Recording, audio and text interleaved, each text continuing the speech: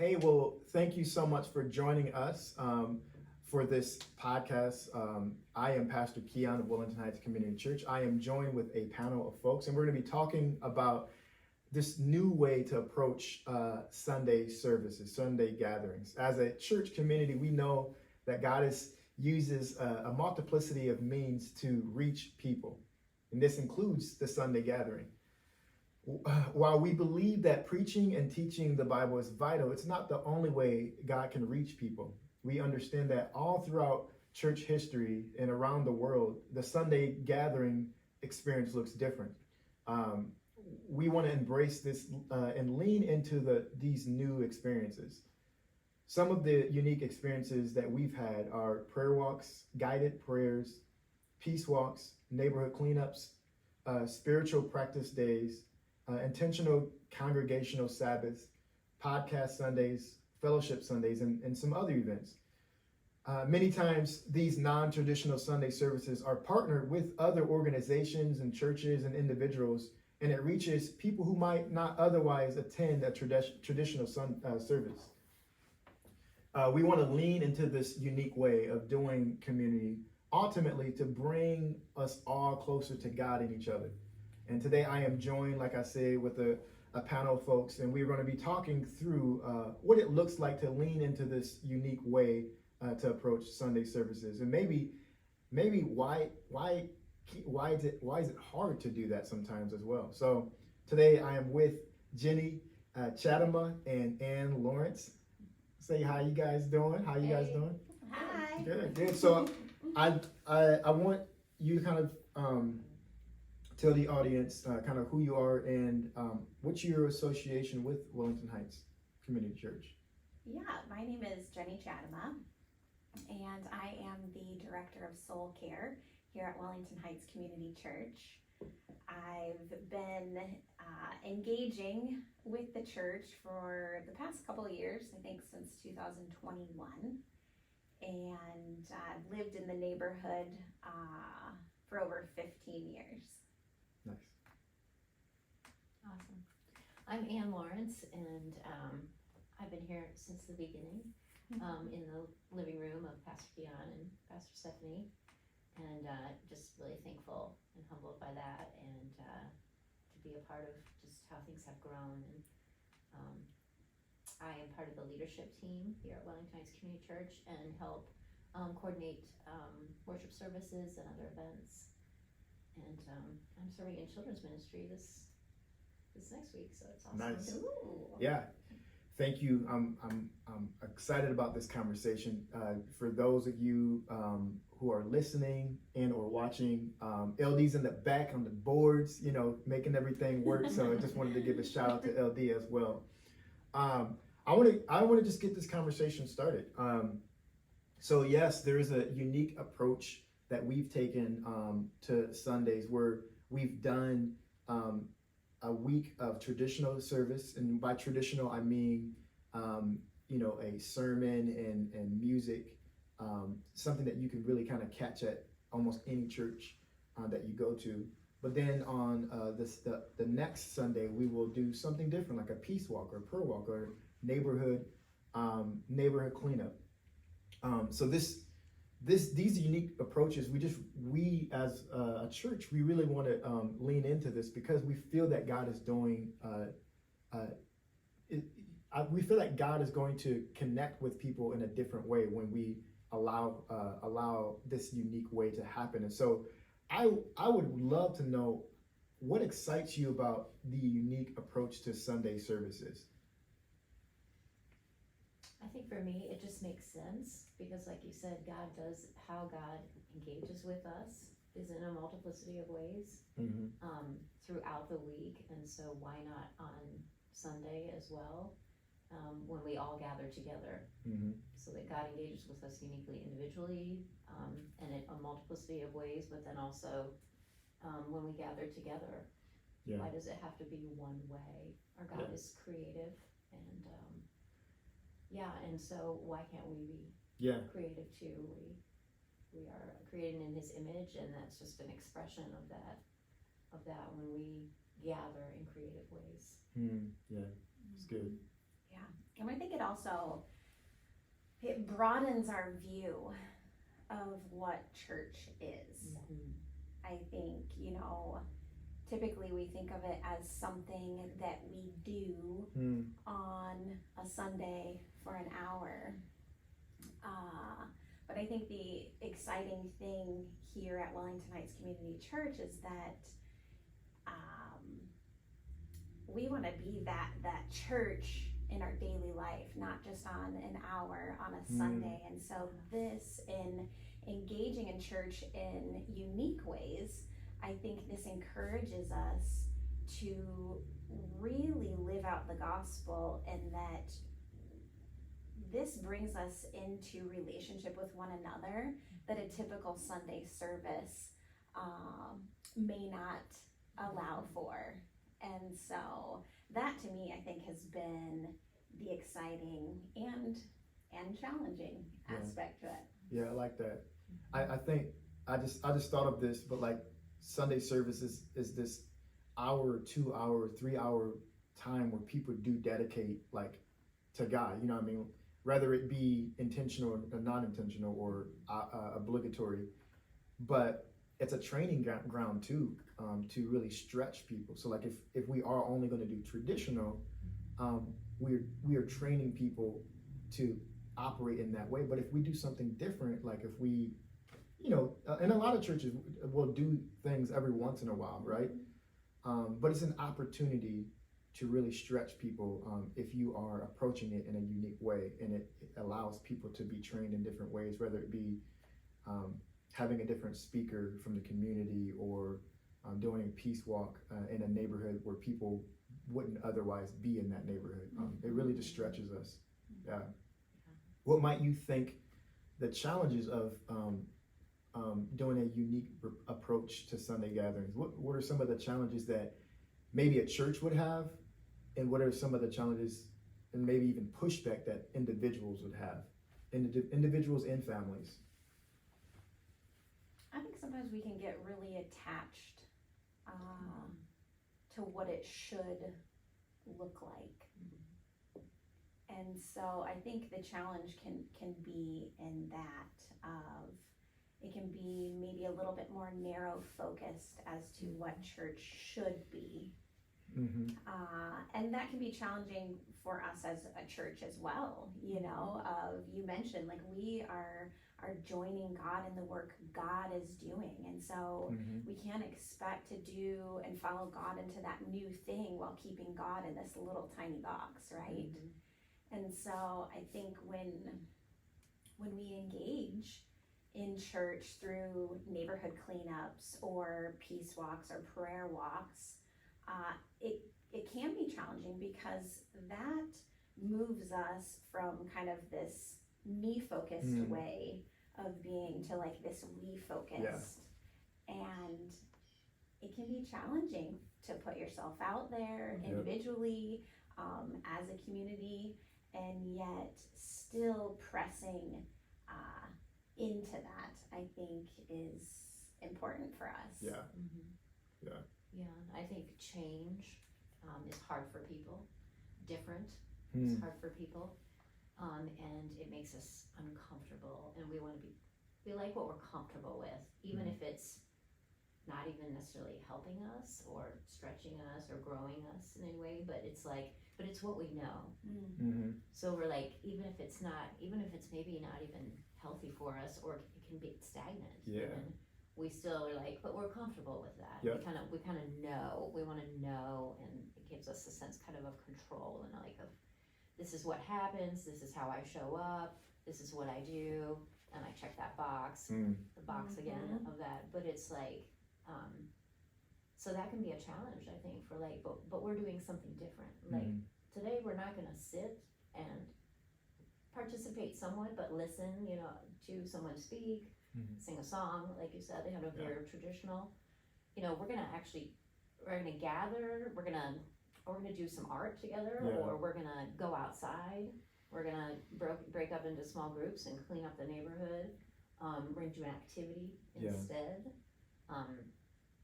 I just think that's, but it's helpful, because it does stretch us, and it helps us to see I thought about when you were saying like that we dedicate these a few hours on a Sunday, but the idea of really practicing the presence of God all the time. Yeah.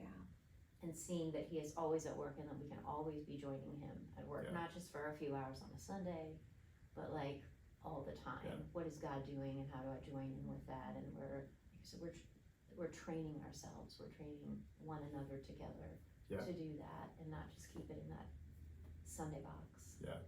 It's applying theology in using a Sunday to not just gather or fill our plates, but also give what's on our plate and hopes that it will continue to be throughout the week as well. Well, it's not like we're trying to be so radically different and like, oh, you know, here we go, we're like breaking all the laws by not having church every Sunday in the traditional sense, right? But I think this is, at least for me, it's been so encouraging to like live out the gospel, right? It isn't so like it doesn't look a certain way. It can look like a variety of ways, and I think that in and of itself is very refreshing and freeing. Yes. Yeah, it is. And you know, as a pastor, me and Stephanie, we have been in ministry for over 10 years. And I've been a pastor for, I think, about 10 years. And, you know, when it comes to like kind of running a Sunday service, it's you can get used to it. Like, you know, the order of service, you know how things are supposed to go. And so this approach, even for me, can cause some anxiety because you don't know if people think that you're some, you know, hippy dippy person, you know what I mean? Trying to, you know, do whatever he wants, or he or she wants, right? And so there's this idea that people feel that if they're not at church listening to a pastor preach, singing with people, that if they're not doing that, they're really not having church. And so like even when we have like a podcast Sunday, or we have like a neighborhood cleanup, or even an event that's on a Sunday night, I think people can feel this anxiety around the 9 to 11 o'clock hour that I'm not in church, I'm a bad person. Do you guys relate to that? Do you feel like people relate to that? That if I'm not at church on a Sunday doing those things, you get this angst. Yeah, definitely. And I think depending on how long you've been doing it, how long that's been your rhythm, your pattern, you can feel that way. But I think it's really important to like feel that, sit with that a bit, and kind of interrogate that. I like that word, interrogate. Yeah. Why am I feeling that way? Yeah. And that even the idea of that judging ourselves and that like I'm a bad person. Why am I not in church? Or I'm not being as righteous as I should be. Or this is my, if I check that box of the 1, 2, 3 hours on a Sunday morning, then I am a good person. Yeah. And like interrogate that, like sit with that and feel that, and that, is that true? Because then that, I think that brings a lot of other questions. And what is church? And what is my participation? How does that work? And what about the rest of the hours and the rest of the week? I think it's important to sit in that. But yeah, because I have felt that, and I have had to process that, and then even have conversations with one another in processing that. Yeah, I think for me, I mean, I'm going to speak for myself. Sometimes when we have a situation where it's not at 10 o'clock, as a pastor, I feel like I should be preaching. I should be like doing something, as if the thing that we're doing instead of me preaching is not of God, or not fulfilling the idea of gathering or teaching or learning. And so I think it's really important to say that like a lot of our church traditions that we practice even today are only maybe 150 years old. Like things change. It's more of a culture, not the Holy Spirit moving. And there's nothing wrong with culture. Just understand that the things that you think you need to do has to do more with the cultural construct of church, at least in the West, than it does with biblical, engaging in biblical traditions, if that makes sense. It's like you were saying earlier, the one way. It's not just one way, and it's not that there's anything wrong with that way, but that there are many ways, and stretching ourselves to see the many ways. Yeah. Well, and depending upon which faith tradition we have been a part of, I think there's more of like this feeling of guilt that you might feel if you're not at church service on Sunday morning. And I think as Christians, we kind of impose that upon each other as well. Like, oh, you didn't go to church on Sunday, you're not a great Christian if you're not. And it's like you said, really, taking the time to sit with that. Is that from God? Yeah, because there's a balance. Because it's either you have to have with that excuse, like you have to have like a really good excuse not to go to church, right?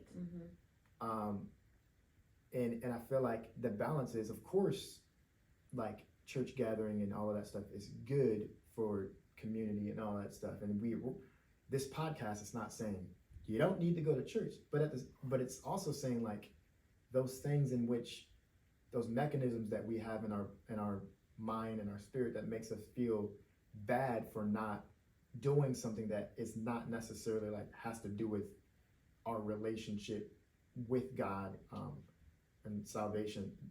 We should interrogate that. So it's balance. You don't know God just because you go to church, right?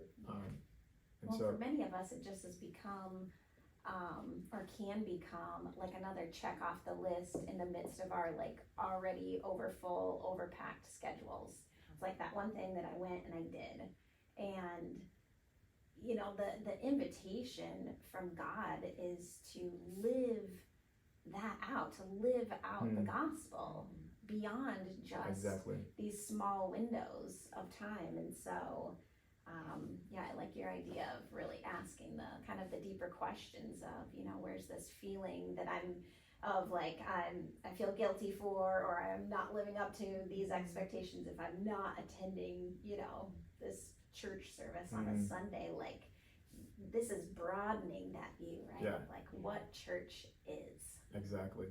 Yeah. How do we resist that feeling? How do we resist that? And you kind of spoke about interrogating that feeling, but how do we resist the feeling of thinking that we're doing something wrong because we're picking up trash instead of listening to a sermon? I think about what God is doing. What is God doing? And also, like we're saying, what is the purpose of that? What is church? Church is not a building. It's not a service. It's people. It's that song from when I was a kid. The church is not these things. The church is the people. I'm the church. You are the church. We are the church together. All God's people all around the world. Yes, we're the church together. From so the it's dome. Like, that's right. But it's like it's from the memory in the dome. And that like we could even say, all of God's people all around the neighborhood. Yes, we're the church together. Like that, everyone who comes and gathers here, and that. So thinking about what is church, I think helps me to resist that, and also about what is God doing, and that God is not limited to that hour, a few hours on a Sunday, or just to that day, to Sunday, but that what is God doing continually, and being a part of that, and realizing that doing a cleaning up the neighborhood. God is our creator, and we're out in this beautiful creation that God has made, and we are taking care of it and practicing stewardship of it. Like, how is that not also like as important? And just another. There's so many ways that the same as singing together. Or reading a scripture together, or doing a call and response prayer together, like the things that we would do in a traditional Sunday morning gathering service. But why is that, like me with my neighbors with the people that I happen to be in the small group with that kind of came about as we're walking through the neighborhood.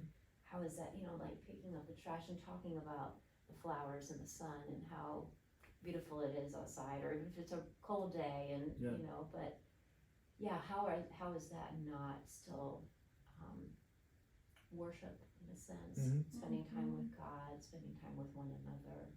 Yeah, and being able to see the beauty of the neighborhood or experience a new way of prayer in your own time. We want to make sure that our listeners know, our people know that like these other Sundays aren't just an alternative fun thing that we do, but we really take it serious. Whether it be a Sabbath Sunday, whether it be a prayer walk, or whatever idea that we come up with to honor God and people. That it's not just like something that we're saying it's a Sunday bash that we're doing, but this is church. We're serious. And we're serious even if we're, it's a time where we're having fun. Yeah, absolutely. Together. Absolutely. Playing Yeah. together in a sense. Yeah, it's not a break. It's church. Art in the park. Yeah. We were all dancing Exactly. together. Meeting new neighbors, things like that. Yeah, absolutely. Why do you think it's important for us to lead out and be confident in this unique approach?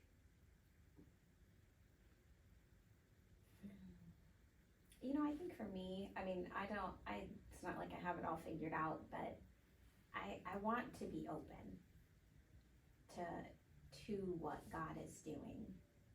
And so I think in that regard, that opens us up to a variety of ways that we get to experience God. It's being open to that new thing that God is doing. Yeah. Yeah, and I think it's important because it is different, because it does bring up that sense of like, oh, but I'm not doing what I'm supposed to be doing. And I think that we lead out, we give people, you said allow earlier, allowing ourselves, allowing others, giving ourselves permission to think about what is God doing, like what could we do differently, like how. And we have to lead out in that by example, that it's okay that we're doing this instead of that. Yeah, exactly. It's okay, and this is why. And talking about that together, and even alleviating. I feel like when you were saying that, like that someone might come and say, "Well, but I didn't." Like they need to tell someone. Like we need to tell someone. Well, I didn't on Sunday because this. Yeah. Or I didn't listen to the podcast Sunday morning because X, or I didn't, I couldn't, and it's like, it's okay. Yeah. It's like, I'm gonna listen to it tomorrow. Cool. Great. That's like, and that there's no sense of like, you're not a good person because you didn't do that, or exactly. you're less faithful because you didn't do that, or you didn't check that box, but just leading out in that and helping people to feel, because it can be uncomfortable, something new and different. Yeah. Feel comfortable in trying this new way, trying these new ways of being with God and being together with God and worshiping and practicing His presence, and a different rhythm. I was thinking of rhythm, or like it's a rhythm, like the Sunday morning is a rhythm. Yeah. And rhythms are good. Having patterns, routines, it can be good, but we also can get stuck in it, and we can kind of and we can be sort of disengaged while still doing it. But that like, this is still a rhythm, but it's like, it made me think of LD. Because I would start, like, it's just a rhythm, like and we've been stuck in this a long time. It's still rhythm. Yeah. But like, then you would add something to that rhythm, like. But like, everyone brings, so all the different things we're doing are adding layers to that rhythm. And it's never to say, like that the traditional way is wrong. It's saying that we don't center it.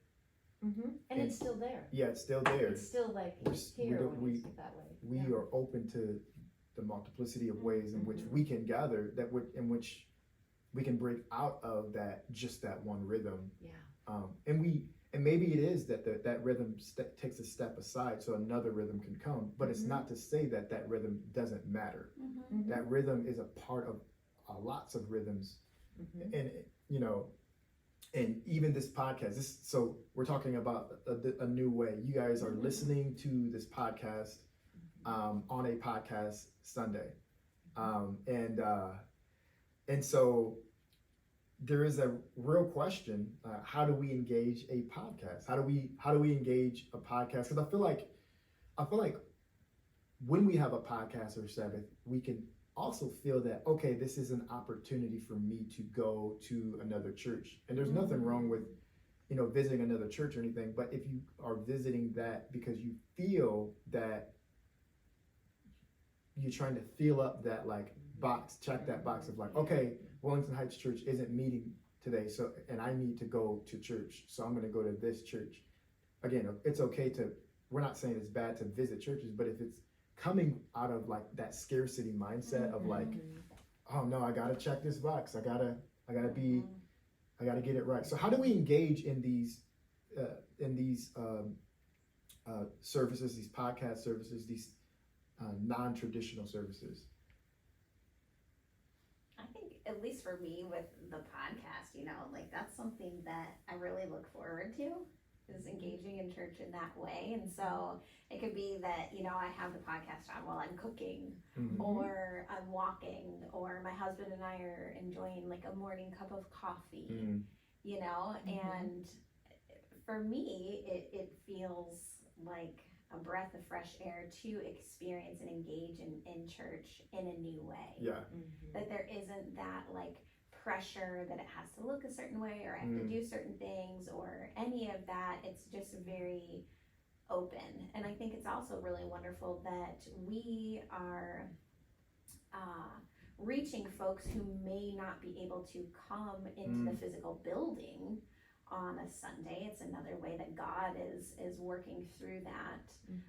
And so folks can still be a part of the community, exactly, maybe without physically being a part of the community. I think it's just that sense that God is broadening that. Yeah, I think sometimes we limit God based on what we think a gathering should be. So there's quite a few people, church leaders, who say you can't do a podcast.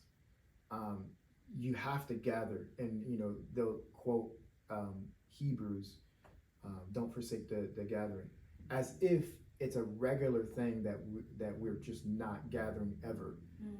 The church rhythms are more than a Sunday. The church rhythms are Monday, Tuesday, Wednesday, Thursday, Friday, Saturday, Sunday. And so we need to make sure that we're really open to these new ways, because God really is using, and we know as a church, God's really using podcasts and YouTube and just the different things that we've done, peace walks, to reach people who would never step into a church. Yeah. And so it's not some random thing that we're doing. It's actually bringing more who are curious about God to the throne of God in some aspects. And so Pastor Stephanie, she was listening to the podcast on Podcast Sunday, and she was just walking, listening to the podcast, and there was this older man who said, "Hey, Pastor Stephanie, I'm listening to you right now," and she never met him before. And we always say that our if we succeed on a Sunday, butts and seats, but the community is not flourishing, then we call that a failure. So we feel like the Wellington Heights neighborhood, the 6,000 people who live here, is our true congregation, not the numbers that we have on a Sunday, not just the numbers. And so do you have any stories like that you've experienced with these non-traditional services? Do you have any stories of people that you've engaged with? I think back to one of the neighborhood cleanups that we were doing. It was in the cooler months last year.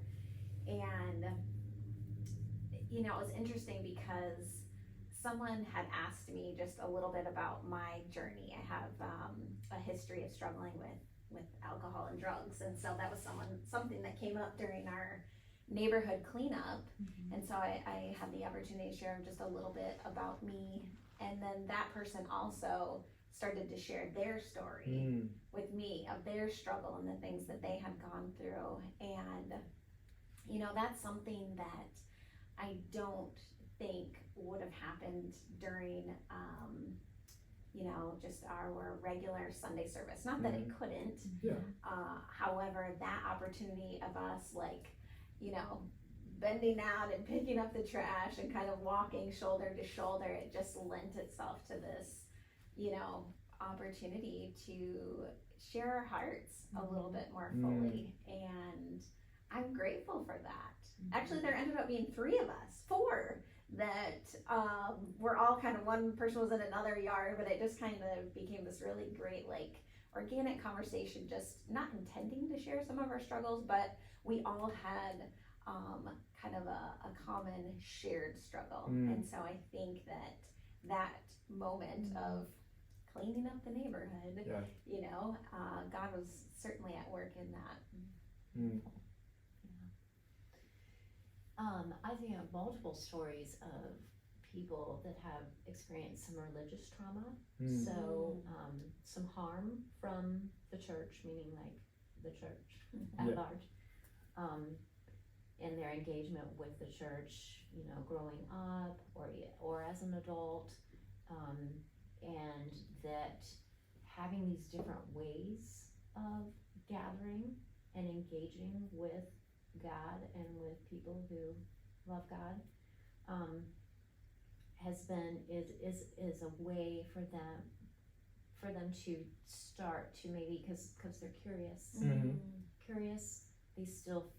there's something there, they haven't decided, like, I'm just gonna walk away from the church altogether, and I don't know if I believe, even if they don't know if they believe in, I don't know if I believe in God anymore, I don't know about Jesus, I'm not sure, like, because of things that have happened, because the church and religious services, religious institutions, and that this is, and just to watch that, and then just enter into conversation, because I've experienced some of that too myself, so I definitely empathize and have my own story with that, but that they're able to, these other ways are ways that don't seem like the way that there's trauma associated with, like the Sunday morning service, you know, and some of the things that are always done in that, but then maybe eventually come to a service, and even express, you know, I wasn't really sure, but I came to this thing, I came to that peace walk,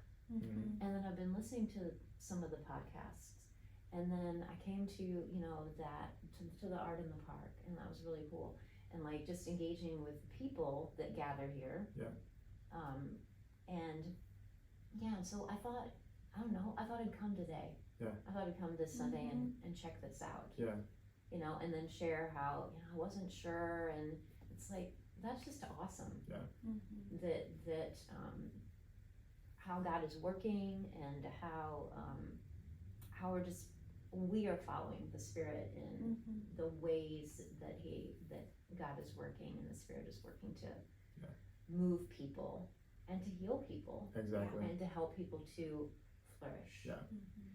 We really want to get out of the way of God, so that God can do what He wants to do in people's lives. There's a lot of denominational dogma that really are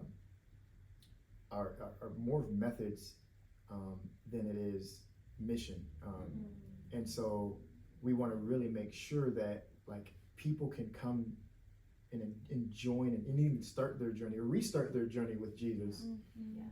That's what we're here for. I mean, as a pastor, my biggest goal is to, you know, help people sweep the way so that they can, you know, clear the way so that they can experience Jesus more in their life. And so I love that picture. I just feel like me and Stephanie, as we planted this church, we just really we know that God is here in Wellington Heights. He's already here.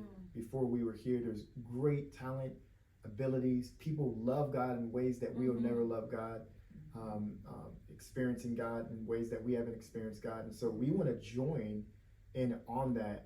And I think these non-traditional services really lend to those experiences and to those, maybe those traumas, because if we continue to do just one thing, it's not approachable. It's not, people need different ways in which to approach God again. And God wants people to be able to be healed through these ways. And so